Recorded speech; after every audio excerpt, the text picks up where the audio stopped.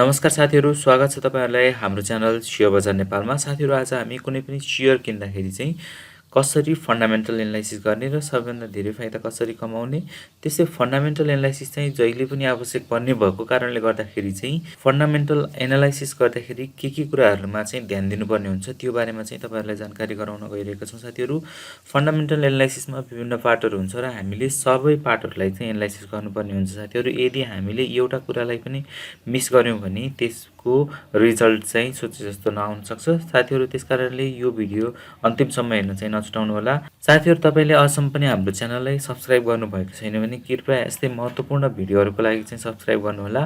त्यसै तपाईलाई यो भिडियो मन पर्यो भने कृपया लाइक पनि गरिदिनु होला है। साथीहरू, आउनुहोस् अब भिडियोतर्फ नै विभिन्न जानकारीहरु डिस्कस गरौँ। साथीहरू, फन्डामेन्टल एनालाइसिस भनेको के हो सुरुमा यो चर्चा गरौँ। कुनै पनि कम्पनीको आधारभूत पक्षलाई एनालाइसिस गरी त्यस कम्पनीको चाहिँ अहिलेको मार्केटको मूल्य चाहिँ अन्डर भ्यालुड छ कि ओभर भ्यालुड छ त्यसलाई चेक गर्नलाई फन्डामेन्टल एनालाइसिस भनिन्छ। साथीहरू, त्यो कम्पनीका विभिन्न इन्डिकेटरहरु चाहिँ चेक गरिन्छ, विभिन्न रेशियोहरु चेक गरिन्छ। त्यसपछि चाहिँ यसमा चाहिँ तपाईको माइक्रो इकोनोमिक र म्याक्रो इकोनोमिक दुई फ्याक्टर चेक गरिन्छ। यानी कि म्याक्रो इकोनोमिक जो चाहिँ ओभरअल इन्डस्ट्री पुरै नेप्सेमा नै हिट गर्छ त्यो कुराहरु, र माइक्रो इकोनोमी भनेको चाहिँ तपाईको पर्टिकुलर कम्पनी अथवा उक्त कम्पनी रहेको इन्डस्ट्रीलाई हिट गर्ने कुराहरु चाहिँ हामीले चेक गर्नुपर्ने हुन्छ। त्यस्तै यसमा चाहिँ क्वालिटेटिभ र क्वान्टिटेटिभ फ्याक्टरहरु पनि चेक गरिन्छ। क्वालिटेटिभ भनेको चाहिँ जसको चाहिँ हामीले नम्बरमा क्याल्कुलेट गर्न सक्दैनौं तर तिनीहरुको इफेक्ट चाहिँ रहन्छ, जस्तो म्यानेजमेन्टको कुराहरु भए ती फ्याक्टरहरु, र क्वान्टिटेटिभ फ्याक्टर भनेको चाहिँ हामीले जसलाई चाहिँ क्वान्टिटी यानी कि नम्बरमा कन्भर्ट गर्न सक्छौं, विभिन्न रेशियोहरु ईपीएस का कुराहरु चाहिँ चेक गर्नुपर्ने हुन्छ। साथीहरु, यी चारैवटा कुराहरु चाहिँ तपाईले चेक गरेर चारैवटा कुराहरुको बेस्ट निकालेर चाहिँ लगानी गर्नुपर्ने हुन्छ, र यी चारवटा मध्ये कुनैलाई छुटाउनु भयो भने तपाईको लगानी उचित कम्पनीमा नपर्ने हुन सक्छ। साथीहरु, त्यसैले यी चारैवटा कुरालाई चाहिँ एकदमै ध्यान दिनु होला र त्यसको लागि चाहिँ भिडियो अन्तिमसम्म चाहिँ हेर्न नछुटाउनु होला है। साथीहरु, अब आउनुहोस् माइक्रो इकोनोमिक क्वान्टिटेटिभ फ्याक्टर यानी कि जसले चाहिँ कम्पनीलाई चाहिँ हिट गर्छ त्यसमा चाहिँ नम्बरमा हामीले क्याल्कुलेट गर्न सक्छौं ती कुराहरु हेरौं। साथीहरु, यो चाहिँ महत्त्वपूर्ण रहन्छ सबैभन्दा, किन भन्दा यो कम्पनीको परफर्मेन्सलाई चाहिँ यसमा चाहिँ हामीले हेरिन्छ। जस्तै अर्निङ पर शेयर भयो जुन चाहिँ तपाईको net profit divide by number of shares हुन्छ। तपाईले अर्निङ पर शेयर निकालेर सबैभन्दा राम्रो अर्निङ पर शेयर कुन छ त्यसलाई चुज गर्नुपर्ने हुन्छ। त्यस्तै प्राइस अर्निङ रेशियो हुन्छ, current price divide by EPS, जसले चाहिँ के भन्छ भने अर्निङको हिसाबमा चाहिँ कम्पनीको प्राइस कति टाइम्स बढ्यो। यदि तपाईले हेरेको कम्पनीको पी रेशियो कम छ भने उक्त कम्पनीको शेयर प्राइस चाहिँ उसको अर्निङको हिसाबमा चाहिँ धेरै बढेको छैन भन्ने बुझिन्छ। त्यसकारणले पी रेशियो कम भएको चाहिँ नर्मली चुज गरिन्छ। तर कतिपय सेक्टरहरुमा चाहिँ कस्तो हुन्छ भने तपाईको पी रेशियो इन्डिकेटिभ फ्याक्टर हुँदैन कतिपय सेक्टरमा, जस्तो लाइफ इन्स्योरेन्समा हेर्यो भने पी रेशियोको आधारमा चुज गर्नुभयो भने तपाईको डिसिजन रङ जान सक्छ।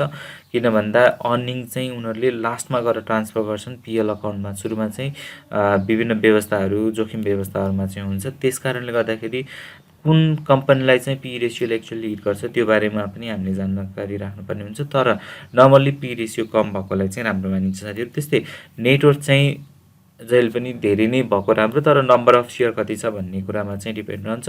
नेटवर्थ भनेको तपाईको कम्पनीमा भएको कुल सम्पत्ति लाई चाहिँ तपाईले कुल दायित्वले घटाउँदाखेरि चाहिँ आउने ब्यालेन्स भयो, जुन चाहिँ तपाई शेयर होल्डरको ब्यालेन्स भयो, जसलाई चाहिँ हामीले शेयर होल्डर्स इक्विटी पनि भन्ने गर्छौं।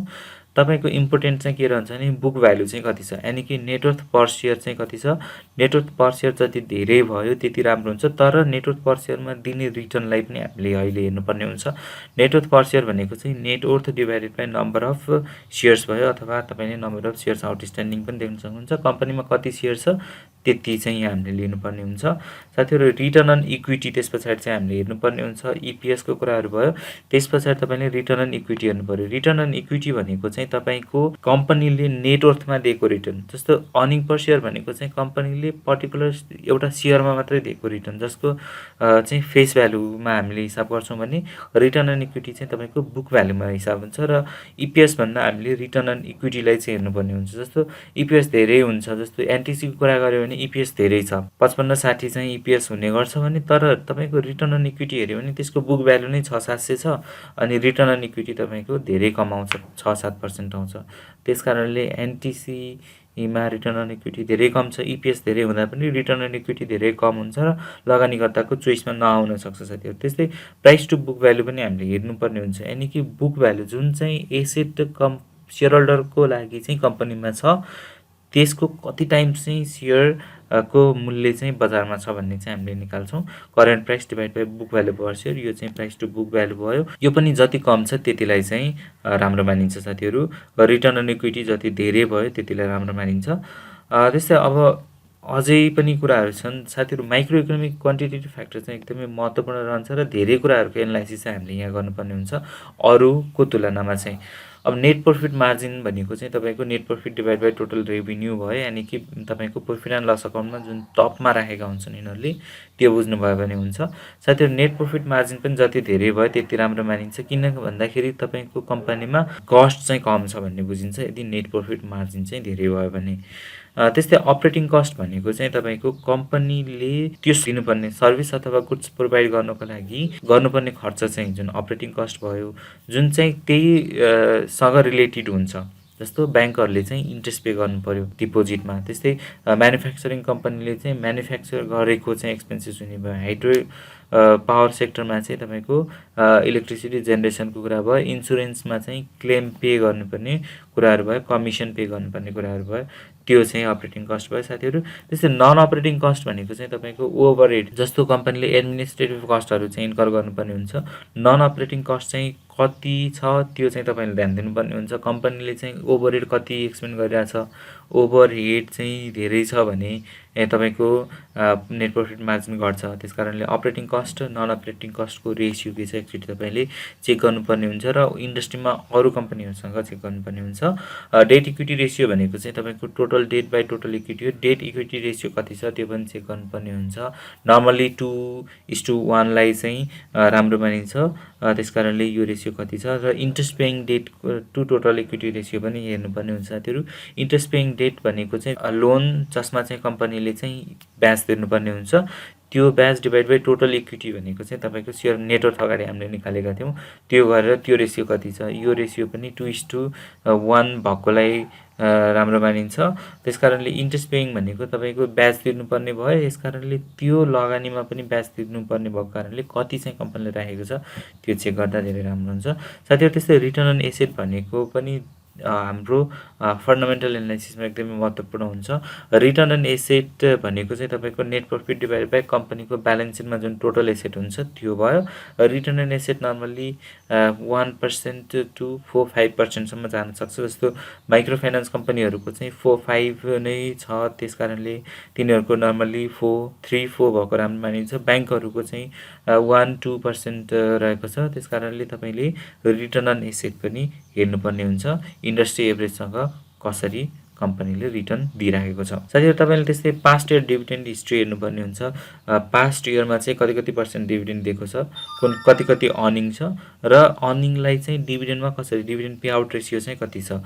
डिभिडेन्ड पे आउट रेसियो भनेको चाहिँ साथीहरू अर्निङ गर्यो, इपिएस चाहिँ तपाईँको 100 रुपियाँ छ तर डिभिडेन्ड 50 रुपियाँ मात्रै दियो भने चाहिँ डिभिडेन्ड पे आउट रेसियो 50% भयो। त्यस कारणले डिभिडेन्ड पे आउट रेसियो पास्टमा के छ त्यो पनि चेक गर्नुपर्ने हुन्छ साथीहरू। त्यस्तै अझै पनि केही कुराहरू छन्। ग्रोथ रेट हामीले चेक गर्नुपर्ने हुन्छ। पास्ट इयरमा चाहिँ कसरी ग्रो भइरहेको छ, लास्ट इयरमा कस्तो थियो र यो वर्षको डेटाहरू के चेन्ज भयो साथीहरू, के कुराहरूमा चाहिँ चेन्ज भइरहेको। त्यस्तै साथीहरू अन्य कुराहरू रेभिन्यू ग्रोथ भयो, एसेट ग्रोथको कुराहरू भयो, त्यस्तै कुराहरूलाई चाहिँ हामीले चेक गर्नुपर्ने हुन्छ ग्रोथ रेटमा साथीहरू। त्यस्तै पास्ट 1 वर्ष 2 वर्ष अथवा 5 वर्षमा चाहिँ कति ग्रो गरिरहेछ कम्पनीले, तपाईँले पास्ट 5 इयर्सको डेटा लिएर चाहिँ चेक गर्नुपर्ने हुन्छ साथीहरू। रेभिन्यूमा कति चेन्ज भयो, प्रफिट मार्जिन के छ, ग्रस प्रफिट मार्जिन के छ, ओभरहेड कस्टलाई चाहिँ कसरी मेन्टेन गरिराखेको छ, एडमिनिस्ट्रेटिभ कस्टहरूलाई चाहिँ कसरी मेन्टेन गरिराखेको छ ती कुराहरू। त्यस्तै इपिएसमा चाहिँ कस्तो चेन्ज आएको छ during the year, equity book value per share during the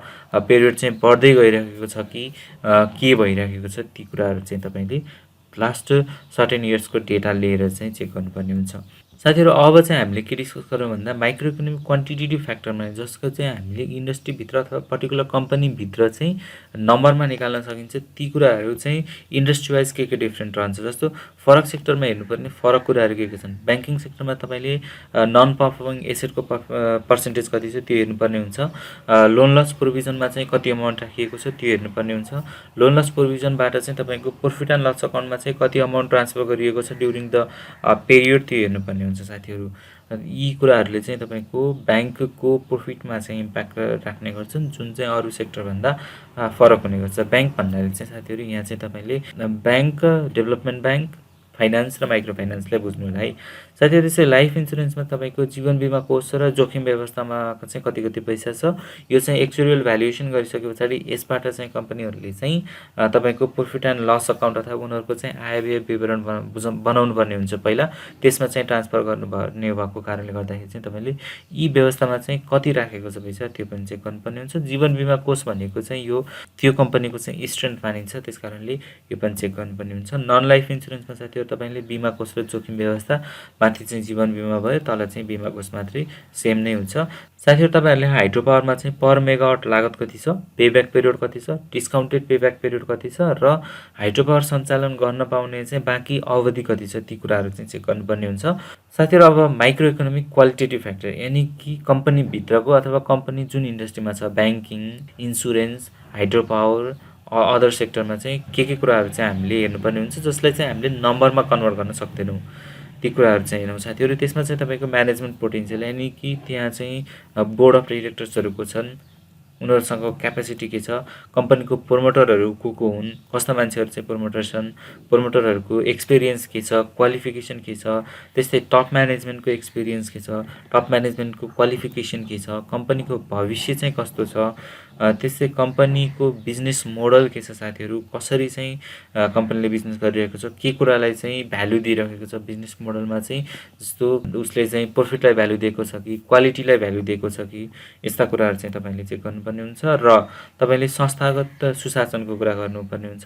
corporate governance भनेको चाहिँ तपाईँको कम्पनीभित्र भएका कुराहरू चाहिँ लिगल्ली भएको छ कि छैन, जुन पोलिसी फ्रेम गरेको छ कम्पनीले र त्यही अनुसार भएको छ कि छैन, र ती कुराहरू जे चाहिँ कम्पनीभित्र भएको छ त्यो चाहिँ बाहिर पब्लिकलाई चाहिँ जानकारी दिएको छ कि छैन, यी कुराहरू चाहिँ तपाईँले माइक्रो इकोनोमिक क्वालिटेटिभ फ्याक्टरमा चाहिँ चेक गर्नुपर्ने हुन्छ साथीहरू, फन्डामेन्टल एनालाइसिसमा। साथीहरू अब हामी म्याक्रो इकोनोमिक क्वान्टिटेटिभ फ्याक्टरमा हेरौँ। म्याक्रो इकोनोमिक क्वान्टिटेटिभ फ्याक्टरमा चाहिँ जसले चाहिँ ओभरअल नेप्सेलाई अथवा पुरै नेप्सेलाई हिट गर्न सक्छ ती कुराहरू र बजेटका कुराहरू जसले चाहिँ इन्डस्ट्रीलाई हिट गर्न सक्छ ती कुराहरू चाहिँ हामीले हेर्नुपर्ने हुन्छ। जस्तै इन्ट्रेस्ट रेट, ब्याङ्कको ब्याज बढी आयो भने ओभरअल इन्डस्ट्रीलाई हिट गर्छ। जस्तो लिक्विडिटी रेसियो चेन्ज हुँदैछ भने त्यसले चाहिँ ओभरअल नेप्सेलाई हिट गर्छ। त्यस्तै इन्फ्लेसन रेटले चाहिँ ओभरअल नेप्सेलाई हिट गर्छ साथीहरू। त्यस्तै जिडिपी ग्रोथ रेटले चाहिँ तपाईँको ओभरअल नेप्सेलाई नै हिट गर्छ। त्यस कारणले यी रेसियोहरू चाहिँ तपाईँले बढ्दैछन् कि घट्दैछन् भनेर चाहिँ चेक गरेर इन्भेस्टमेन्ट गर्नुपर्ने हुन्छ। त्यस्तै जिडिपी पर क्यापिटा कति छ अहिले, त्यस्तै साथीहरू जस्तो तपाईँले बेनिफिटमा पाएको ट्याक्स रेटहरू, क्यापिटल गेन ट्याक्स कति छ, ट्याक्स बेनिफिटहरू के छ ती कुराहरू, त्यस्तै ट्रेड कमिसन शुल्कहरू चाहिँ के कस्तो छ ती कुराहरूको पनि अध्ययन गर्नुपर्ने हुन्छ जसले चाहिँ ओभरअल नेप्सेलाई चाहिँ हिट गर्छ साथीहरू। अब चाहिँ छ अन्तिममा चाहिँ म्याक्रो इकोनोमिक क्वालिटेटिभ फ्याक्टर जसको चाहिँ हामीले नम्बरमा कन्भर्ट गर्न सक्दैनौँ तर तिनीहरूको इम्प्याक्ट चाहिँ रहन्छ। जस्तो साथीहरू इन्ट्रोडक्सन अफ ल, कुनै पनि ल फ्रेम गर्यो गभर्मेन्टले र ल चाहिँ एप्लिकेबल गरायो जसले चाहिँ इन्डस्ट्रीलाई हिट गर्न सक्छ ती कुराहरू भए। Economic down trend due to pandemic, जस्तो अहिले हामीले कोरोना भाइरस देख्न सक्छौँ, यसको कारणले इकोनोमिक डाउन ट्रेन्ड भएको केसमा चाहिँ कसरी रियाक्टिभ हुने ती कुराहरू भयो। त्यस्तै अब तपाईँको ग्लोबल फाइनेन्सियल क्राइसिस थियो 2008मा, 1990तिर पनि त्यस्तै क्राइसिस थियो, 2001तिर क्राइसिस थियो। यस्तो क्राइसिसहरूको पनि तपाईँले अध्ययन गर्नुपर्ने हुन्छ। साथै त्यस्तै गभर्मेन्ट पोलिसी के छ, गभर्मेन्टले चाहिँ के कुरालाई चाहिँ फोकस गरिरहेको छ त्यो कुराहरू पनि हामीले चेक गर्नुपर्ने हुन्छ। मोनेटरी पोलिसी आउँदैछ भने मोनेटरी पोलिसीमा चाहिँ राष्ट्र ब्याङ्कको फोकस के छ त्यो कुराहरूलाई चाहिँ तपाईँले चेक गर्नुपर्ने हुन्छ। बजेटमा चाहिँ के कुराहरूलाई चाहिँ प्रिफरेन्स सो गरिराखेको छ गभर्मेन्टले त्यो कुराहरू भयो। साथै त्यस्तै rules regulation frame by regulatory bodies यानि कि सेबनले के कुराहरू गरिरहेको छ, ब्याङ्किङ सेक्टरमा एनआरबीले के कुराहरू गरिरहेको छ, हाइड्रो पावर सेक्टरमा चाहिँ विद्युत कमिसन छ त्यसले चाहिँ के कुराहरू गरिरहेको छ, इन्सुरेन्स सेक्टरमा बिमा समितिले के कुराहरू चाहिँ गरिरहेको छ त्यो कुरा पनि तपाईँले बुझ्नुपर्ने हुन्छ, हेर्नुपर्ने हुन्छ साथीहरू। र साथीहरू यी कुराहरूलाई चाहिँ तपाईँले हेरिसके पछाडि सबैभन्दा बेस्ट केमा छ त्यो कम्पनी चाहिँ तपाईँले चुज गर्न सक्नुहुन्छ साथीहरू। अथवा तपाईँले कुनै पनि कम्पनी चुज गर्दै हुनुहुन्छ भने यी कुराहरूमा चाहिँ सबैभन्दा बेस्ट छ कि छैन त्यो, अथवा यी कुराहरूमा ती जुन रेसियोहरूको कुरा गऱ्यौँ हामीले ती रेसियोहरूमा चाहिँ तपाईँले चुज गरेको कम्पनी चाहिँ राम्रो छ कि छैन त्यो चाहिँ चेक गर्नुपर्ने हुन्छ साथीहरू। तपाईँले यी कुराहरू चेक गरेर चाहिँ इन्भेस्ट गर्नुभयो भने तपाईँको इन्भेस्टमेन्ट कहिल्यै पनि लसमा जाँदैन, सधैँ प्रफिटमै जान्छ साथीहरू। इकोनोमिक डाउन ट्रेन्ड भएको केसमा पनि तपाईँको कम लस हुन्छ। इकोनोमिक डाउन ट्रेन्ड भएको केसमा त कम्पनीहरूको सेयर चाहिँ घटि नै हाल्छ साथीहरू, तर कम लस चाहिँ हुन्छ त्यति बेला। त्यही भएर साथीहरू यी कुराहरूलाई ध्यान दिएर चाहिँ तपाईँले लगानी गर्नुहोला र यी कुराहरूलाई ध्यान दिएर लगानी गर्ने बानी बसाल्नु होला। त्यस पछाडि तपाईँले फ्युचरमा कुनै पनि जागिर नखोजिकन तपाईँले चाहिँ सेयर मार्केटबाट नै धेरैभन्दा धेरै आम्दानी गर्न सक्नुहुन्छ साथीहरू। भिडियो हेर्नुभएकोमा तपाईँहरूलाई धेरै धेरै धन्यवाद। कृपया हाम्रो च्यानल तपाईँले अझसम्म पनि सब्सक्राइब गर्नुभएको छैन भने सब्सक्राइब गरिदिनु होला साथीहरू। तपाईँको इन्भेस्टमेन्ट सधैँ राम्रो कम्पनीमा रहोस्।